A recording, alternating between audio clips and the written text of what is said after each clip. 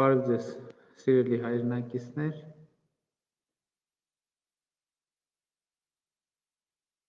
կորոնավիրուս հետ կապված մեր գործերը լավ չեն և ուզում եմ ասել, որ երեկ մենք ունեցել ենք նոր ռեկորդ, այն է 723 նոր դեպք ենք արձանագրել, մահերի թիվը 6, բուժվածների թիվը 442 և ես պիտի անկեղծ ասեմ, որ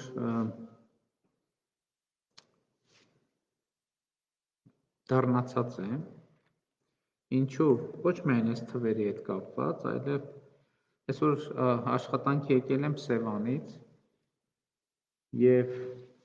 մեքենայի պատուհանից, նույնիսկ մեքենայի պատուհանից երևում է, որ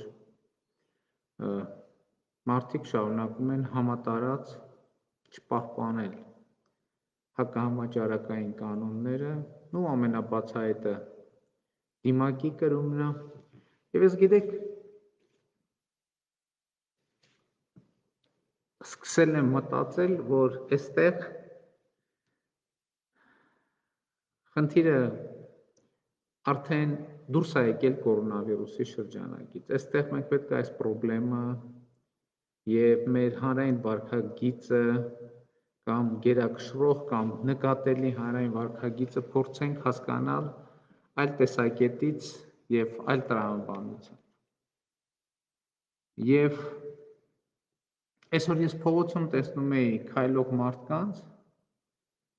և չգիտեմ, քանի որ այցելել եմ նախորդ օրերին Նորք մարզբժշկական կենտրոն, կներեք Նորքի ինֆեկցիոն հիվանդանոց և Սուրբ Գրիգոր Լուսավորիչ բժշկական կենտրոններ, երկու տեղերներ եղել եմ վերակենդանացման բաժնում, այսօր փողոցում քայլող մարդկանց էի տեսնում ու այնպիսի ասոցիացիա էր, այնպիսի զգացողություն էր, թե այդ մարդիկ քայլում են դեպի վերակենդանացման բաժան։ Ուզում եք կանգնեի, շնեի, ասեի, հարգելիս ուր ես գնում, բայց ուզում եք կանգնեի, շնեի, ասեի, կանգ առեք, ժողովուրդ ջան։ Սենց մենք գնում ենք դեպի շատ վատ տեղ։ Բայց էլի եմ ասում, հիմա ես հարցը ինչի եմ դրա համար չեմ եթեր մտել, այս թվերը դուք նենց էլ կիմանայիք։ Եվ ես եթեր եմ մտել, որովհետև ուզում եմ ձեզ հետ կիսվեմ մի քանի մտքեր, և այդ միտքը հետևյալն է, ես մտածում եմ, որ սա արդեն ոչ թե կորոնավիրուսի հետ կապված հարց է, այլ սա պետք է այս պրոբլեմը մենք հասկանանք մեր հոգեբանական, հանրային, գուցե ազգային հոգեբանական շերտերի մեջ, և ես ինչ հետևության եմ եկել։ Ես եկել եմ այն հետևության, որ գուցե վարկածի, գուցե սխալվեմ, ես շատ ուրախ կլինեմ, որ դուք հերքեք, ասեք, չէ, այդպես չի, ուրիշ պատճառ կա, և շատ ուրախ կլինեմ, որ դուք ձեր մեկնաբանություններում նաև օգնեք հասկանալ այս ֆենոմենը, բայց իմ վարկածը հետևյալն է, որ այս ամենը վերաբերմունք է, մեր վերաբերմունքն է, մեր հավաքական վերաբերմունքն է մեր պետական կարգի նկատմամբ։ Վերաբերմունքը մեր պետական կարգի նկատմամբ և էլի պիտի արձանագրեմ, որ մենք ավելի քան 500 տարի և պլյուս էլի ըստ էության ավելի շատ պետականություն չենք ունեցել և պետական կարգը մեզ համար միշտ եղել է օտար, միշտ եղել է օտար, այսինքն մենք չենք ունեցել պետական կարգ դարեր շարունակ, 500 տարի պլյուս մոտավորապես 600 տարի, չենք ունեցել այնպիսի պետական կարգ, որը մենք մեզ հարազատ կհամարենք, մերը կհամարենք, մեզ համար մեր պետությունը և պետական կարգը հարյուրամյակներով եղել է ինչ-որ օտարածին և օտարի կողմից պարտադրված ինչ-որ բան, պարսկական կայսրություն, օսմանյան կայսրություն, ռուսական կայսրություն, սովետական միություն։ Պարզ է, այս կայսրությունների նկատմամբ մենք ունեցել ենք տարբեր վերաբերմունք։ Պարզ է, եղել են, որ ակնհայտ վատ ենք վերաբերվել մենք իրանք եւ իրանք մենք, եղել է, որ լավ ենք վերաբերվել, բայց մեծ հաշվով պետական կարգը շատ երկար հարյուրամյակներ մեզ համար եղել է շատ օտար եւ ուրիշի կողմից պարտադրված ինչ-որ բան։ Եվ հետեւաբար պետական կարգը մեր գիտակցության կամ ենթագիտակցության մեջ շատ հաճախ ասոցացվել է բռնության հետ։ Այսինքն մի բան, որ բռնությունով մեր արժանապատվությունը նվաստացնելով, ոտնահարելով, հաստատվել է ուրիշի կողմից բռնությամբ։ Եվ հետեւաբար պետական կարգը միշտ ասոցացվել է բռնության հետ։ Եվ ընդ որում այդպես եղել է նաև շատ հաճախ, այդպես եղել է նաև Երրորդ հանրապետության պատմության մեջ։ Որովհետև այնտեղ, որտեղ եղել է կարգը միշտ ասոցացվել է բռնության հետ, այսինքն ինչ որ մեր կամքի նկատմամբ կարգը հակադրված է եղել միշտ մեր կամքին։ Այսինքն մենք նույնիսկ եթե համակերպվել ենք, բայց մենք խորքում իմացել ենք, որ մեր կամքը ուրիշ բան, այսինքն մեր ուզածը ուրիշ բան է, բայց կարգը եւ կամքը միշտ հակադրվել են իրար։ Եվ հետեւաբար պետական կարգը միշտ կամ շատ մեծ մասամբ պետական կարգը ոչ թե մեր ազատության գործիքն է եղել, այլ պետական կարգը եղել է մեզ ազատությունից զրկելու գործիք։ Մենք ընկալել ենք պետական կարգը ոչ թե մեր ազատությունը պաշտպանելու գործիք,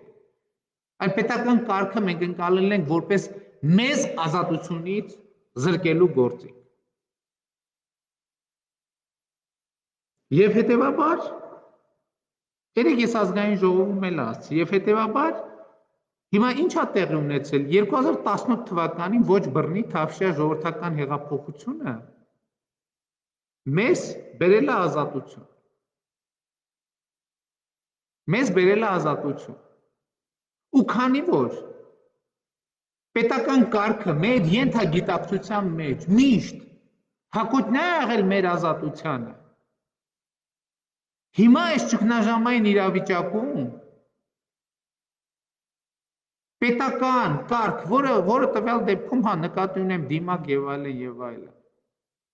ասոցացվում է որպես մեզ ազատությունից զրկելու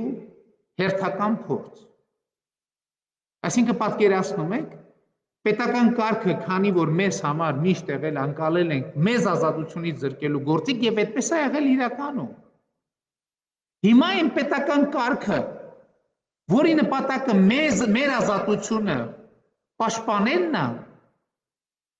մեր ենթագիտակցության մեջ չկա պետական կարգ եւ գիտակցության մեջ, որի նպատակը լինի ազատությունը պաշտպանել։ Եվ հետեւաբար ես չեմ կարող ուրիշ բացատրություն տալ այն ամեն ինչին, ինչ որ տեղի է ունենում։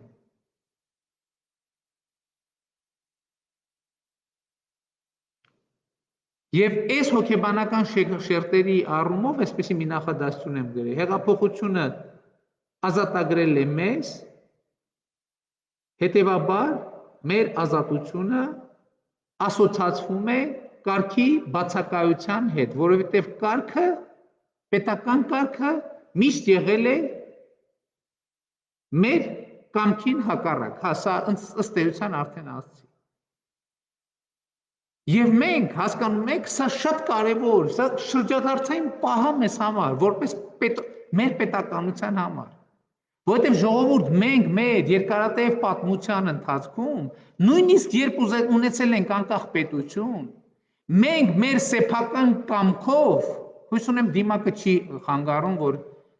բայց դիմակով եմ խոսում, ոչ թե հիմա մենակ եմ սենյակում, դիմակով եմ խոսում, ուղղակի որ այս պատկերը լինի, չեմ հանի դիմակս։ Եվ հետեւաբար մենք մեր երկարատև պատմության ընթացքում ժողովուրդ երբեք մեր կամքով կարգ չենք ստեղծել, հասկանում եք։ Երբեք մենք մեր կամքով կարգ չենք ստեղծել։ Կարգի ստեղծումը միշտ հակոտնյա է եղել մեր կամքի հետ։ Եվ հետևաբար սա շատ շրջադարձային պահ է մեր պետության համար։ Մենք մեր կամքով պետք է ստեղծենք կարգ։ Ինչը նշանակում է, որ մենք կջնջենք մեր ենթագիտակցության միջից պետականազրկության վերջին ինֆորմացիաները կամ վերջին չէ, ամբողջ ինֆորմացիա։ Պետականազրկության ֆայլերը մեր միջից կջնջենք։ Եվ սա այս պատմության կոնտեքստը իսկապես շատ լայն է։ Էլի կրկնում եմ, մեր իրականության մեջ կարգը միշտ հաստատվել է մեր կամքին հակառակ։ Մենք մեր պատմության մեջ երբեք կարգ չենք հաստատել մեր կամքով, եւ կարգը երբեք չի եղել մեր կամքի արտահայտություն։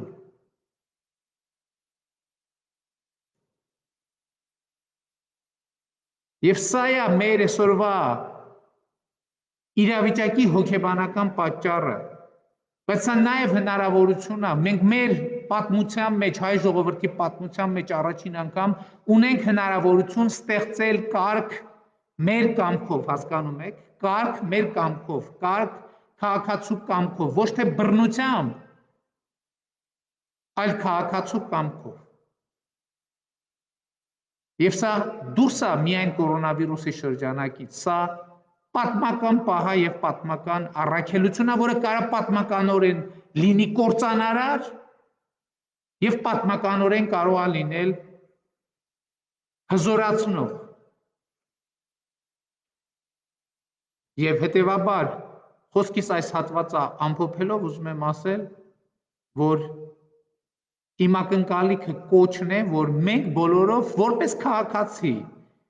պաշտոնները հələ դնենք մի կողմ, ես ինձ նկատի ունեմ, որպես քաղաքացի մենք մեր կամքով կարգ հաստատենք։ Իսկ սա նշանակում է երկու բան, որ ամեն մեկը ինքը կատարում է կարգից բխող պայմանները, ինքը կարգ է ստեղծում իր վարքագծով եւ ուրիշից էլ պահանջում է նույն բանը։ Խնդրում է, պահանջում է, պարտադրում է, այնպիսի միջավայր է ստեղծում, որ կարգը չկատարելը լինի ամոթի պես մի բան, որ կարգը չկատարողը իրան զգա որպես իզգոյ։ Նու կներեք կոպիտ բառ ասացի, բայց հոգեբանական շերտ է։ Կարգը չկատարողը իրան զգա օտարված հանրային համակեցության կանոնից եւ դրանով մոտիվացիա ունենա վերադառնալ հանրային համակեցության տրամաբանության մեջ, վերադառնալ եւ դառնալ հանրության կարգի մի անբաժանելի հատվածը։ Եվ ես եւս մի հոգեբանական շերտի մասին եմ ուզում ասել։ Ուրեմն մեր երկարատև պատմության ընթացքում իհարկե այս փոքր դրվագները եւ բացառությունները հաշվի չառնելով եղել է միշտ հետևյալ իրողությունը. պաշտոնական մակարդակից երբեք ճշմարտություն չի հնչել։ Այսինքն պաշտոնական մակարդակից հնչած տեղեկատվությունը սկսած սովետական ժամանակներից ասոցացվել է խաբեության հետ, ստի հետ, իրականությունից շեղելու հետ։ Եվ հետևաբար միշտ ճիշտ ինֆորմացիայի աղբյուր է համարվել մեր իրականության մեջ այն, ինչ որ չի տեղավորվում պաշտոնական հաղորդակցության տրամաբանության մեջ։ Ամենատարբեր բամբասանքները, խոսակցությունները, բիսեդկայի խոսակցությունները, ծանոթից ծանոթը 100%-ով գիտի, ծանոթից ծանոթի ծանոթը ես ինչի ծանոթն է, ու ինքը ասել է, որ ճշմարտությունը էս է։ Դա ավելի հավաստի ինֆորմացիա է համարվել, քան պաշտոնական աղբյուրներից հնչողը։ Ու հիմա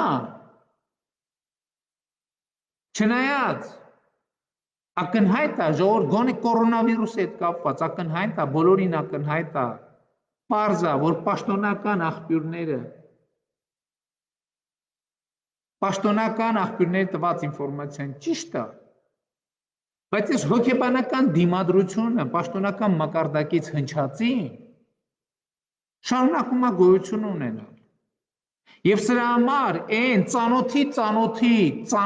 ծանոթը, որը 100%-ով գիտի, որ կորոնավիրուս չկա Հայաստանում, կամ տենց հիվանդություն չկա, այդ ավելի հավաստի է, քան հարյուրավոր մահերի մասին պաշտոնական տեղեկատվություն, քան հազարավոր վարակվածների մասին պաշտոնական տեղեկատվությունը։ Բայց այստեղ նրբությունն է, որ մարդը գիտի, որ պաշտոնական տեղեկատվությունը ճշմարտություն է։ Բայց մեկը ինքը ունի ներքուստ, այսպես ասած, գենետիկ դիմադրություն, ու գենետիկը պայմանականորեն էլի, ենթագիտակցական դիմադրություն, որևէ պաշտոնական աղբյուրի, որովհետև այո, իր մոտ արդեն այդ բանի գենետիկ կոդ է դառել, որովհետև 50, 60, 70, 80 տարի ինքը տեսել է, ինքը ապրել է դրանով, որ այն ինչ որ ասում է վրեմյան, այն ինչ որ ասում է լրաբերը, այդքան էլ ճշմարտության հետ կապ չունի։ Այն ինչ որ ասում է պաշտոնական մակարդակից, դա ասում է տենց ուղղակի լրիվ ուրիշ իրականություն ստեղծելու համար։ Այն անեկդոտը արդեն 3-րդ հանրապետության պատմության հիշում եք, որ ասում է վայ ուզում եմ հայլուրի ցույց տված Հայաստանում ապրեմ։ Եվ հիմա չնայած պարզ է, որ կորոնավիրուսի մասին եմ ես խոսում, եւ մնացած բաներում էլ պաշտոնական աղբյուրները տալիս են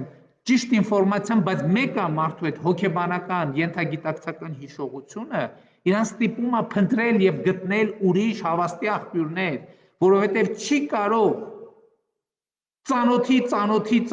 ծանոթի բերած ինֆորմացիան հավաստի չլինել, առնվազն ավելի հավաստի է, քան պաշտոնական մարմիններից տրվող ինֆորմացիա։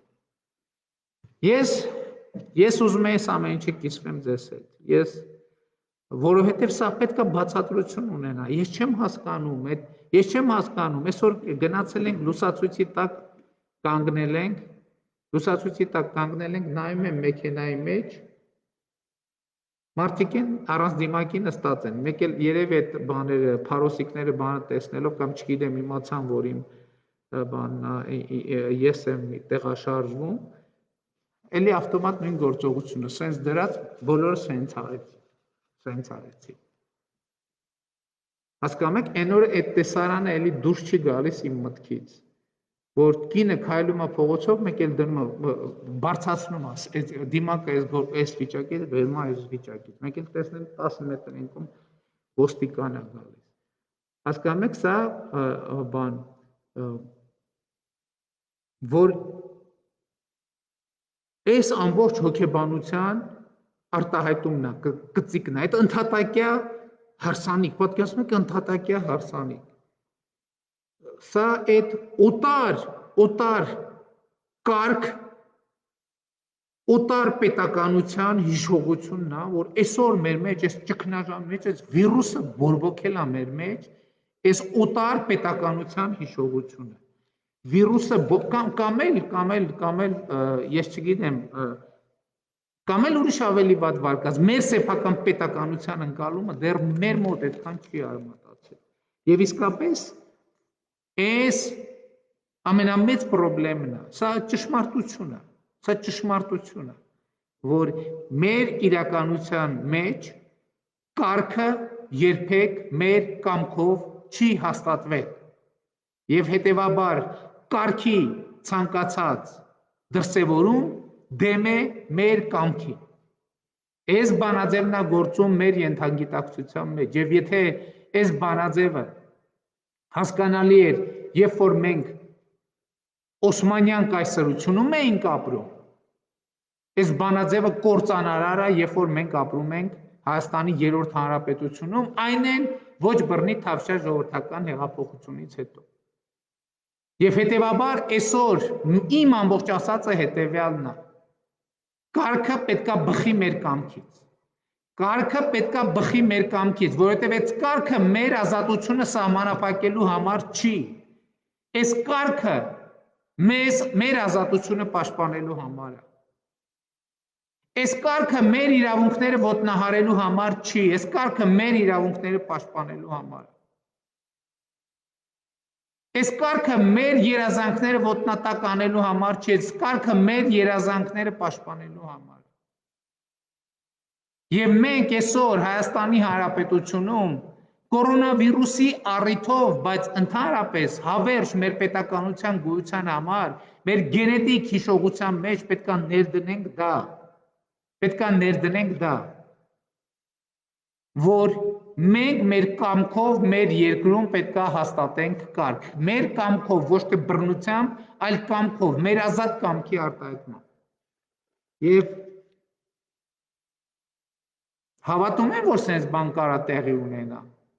Հավատում եմ, որովհետև ինչքան մարդ կա, որ չի պահպանում հակահամաճարակային կանոնները,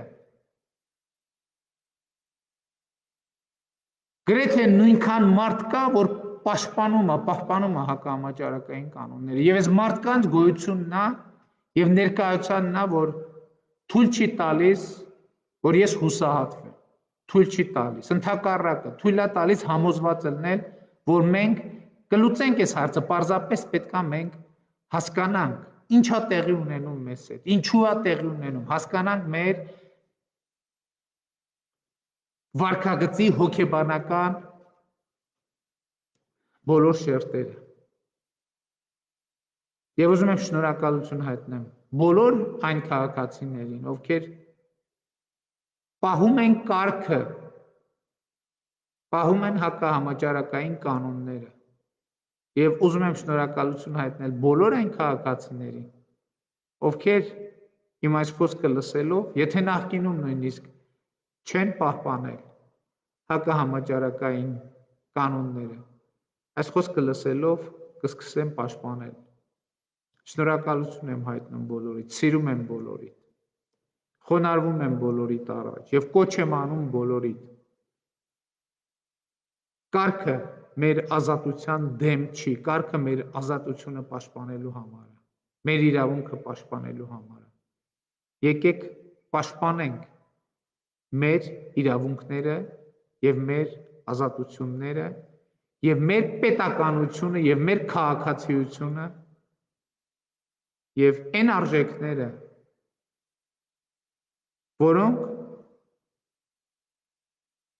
որոնց վրա հիմնվելով մենք պետք է